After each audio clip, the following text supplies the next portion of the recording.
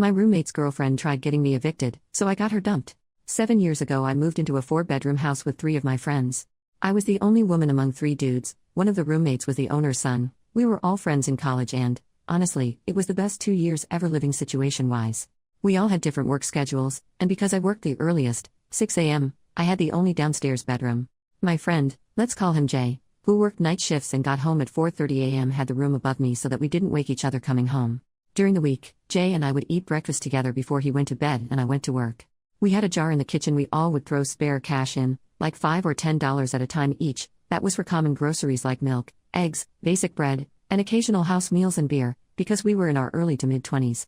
The rule was always that if you used the last of the common use stuff, you'd take from the jar to cover the cost and grab it from the store ASAP. When we grabbed pizza or I'd make a meal for everyone, we used the same fund. This all is very important.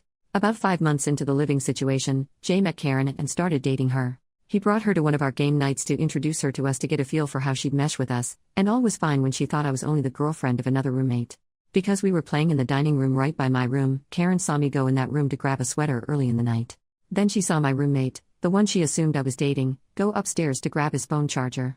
The entire vibe changed and she started to ask me who I was dating. She was floored when my roommates confirmed I lived there. I had my own room, and I wasn't dating any of them. She saved face, said she was just surprised I'd want to live with 3 men, and we moved on. Cam, the owner's son, and I were the only ones that realized Karen saw this as a problem.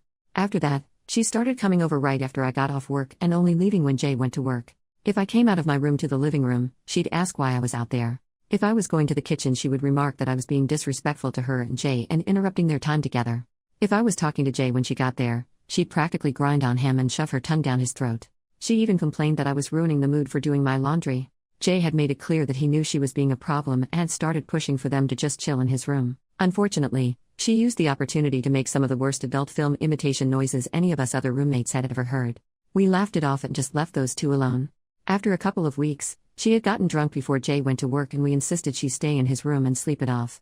I literally brought her food and Tylenol because this girl was going to feel like hell in the morning. The next morning, Jay came home and started making breakfast for me and him when Karen came down and just started screaming. She woke the other 2 roommates up. She accused Jay of cheating, accused me of having relations with all the guys, then made the dumbest statement possible. She demanded I pay Jay back for the food he was wasting on me. Cam literally grabbed a $5 from the jar and slapped it in Jay's hand.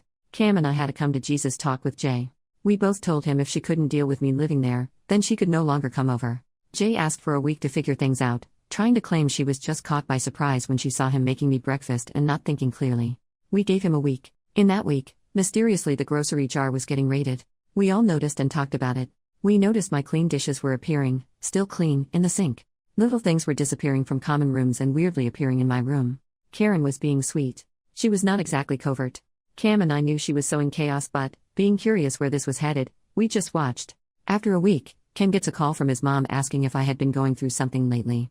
Apparently a concerned party had sent her picture after picture and story upon story about how I was trashing the house and stealing. Karen expected this to get me in trouble. Luckily for me, my landlord was actually worried I was not doing okay and wanted Cam to help me get through it. Cam told me and I started planning my petty revenge. First thing I did was eliminate the grocery jar. I split up what was in it evenly between the 4 of us and told them that because of the raided stash, I felt it needed to go away. Karen didn't like this, but when asked why, she claimed it was rude for me to make a unilateral decision. Cam backed me. Battle won.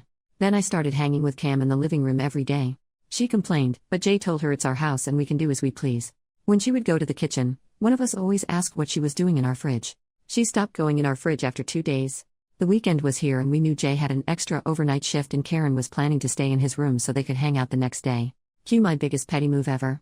Just a little information. Cam and I met in college where we both studied theater. Specifically acting. That Friday we hung out in his room, right next to Karen's. We made a bit of a show when Jay left and acted like he could not know that Cam and I were hanging out alone in his room. This caught Karen's attention. We started shaking the bed. 2 nerdy people hip thrusting the end of the bed to give the illusion that the spicy thing was going down is quite awkward but oh so entertaining. Within minutes we got a text from Jay asking what we were doing. Cam replied playing video games.